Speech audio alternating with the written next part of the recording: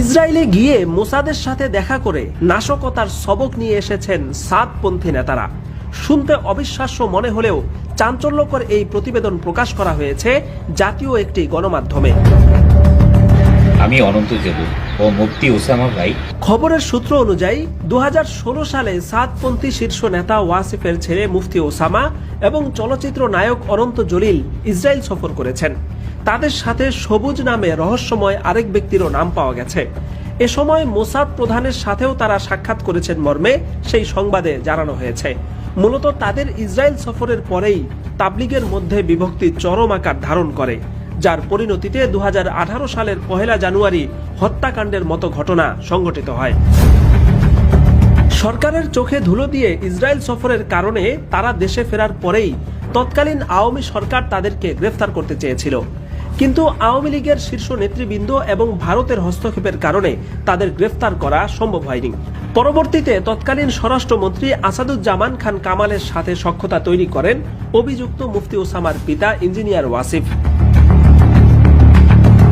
Israel সফরের মতো গুরুতর অপরাধের পরেও ধরা না পড়ায় সাহসের মাত্রা বেড়ে যায় সাদপন্থী এই নেতাদের। ফলে পরবর্তীতে আরও কয়েকবার তারা ইসরায়েল সফর করেছেন মর্মে সংবাদ পাওয়া গেছে।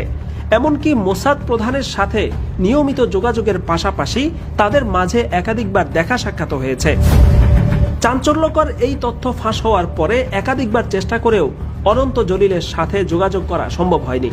সমালোচকরা বলছেন, অভিযুক্ত ব্যক্তিদের নীরবতা তাদের অপরাধের সত্যতা প্রমাণ করছে। এদিকে শুরাই নিজাম তথা তাবলিগের মূলধারার নেতৃবৃন্দ আগ থেকেই অভিযোগ করে আসছিলেন যে তাবলিগের চলমান সমস্যার পেছনে বিদেশি চক্রান্ত রয়েছে।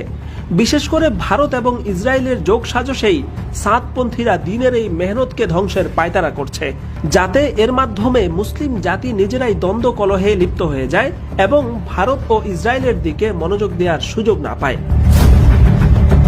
শুধু ভারত ইসরায়েল নয়, পতিত স্বৈরাচার আওয়ামী লীগের সাথেও ঘনিষ্ঠ সম্পর্ক ছিল সাদপন্থী শীর্ষ নেতাদের। তাদের অন্যতম নেতা ডক্টর ইর্তেজা হাসান একদিকে শেখ হাসিনার একান্ত অনুগত ছিলেন, অপরদিকে কপালে সিজদার দাগ পড়া এই ব্যক্তির নারীদের সাথে অপকর্মের ভিডিও ফাঁস হয়ে দেশব্যাপী ছড়িয়ে পড়েছে। মুফতি ওসামার গিটার হাতের ছবিও তুমুল সমালোচনার জন্ম দিয়েছে সামাজিক মাধ্যমে। তবে বর্তমানে মুসলিম জাতির প্রধান শত্রু ইসরায়েলের সাথে ঘনিষ্ঠ সম্পর্ক, এমনকি গোপনে ইসরায়েলে যাতায়াতের তথ্য ফাঁস হওয়ার পর এখন মুখ লুকানোর জায়গা খুঁজে পাচ্ছে না মাওলানা সাদের এই অনুসারীরা।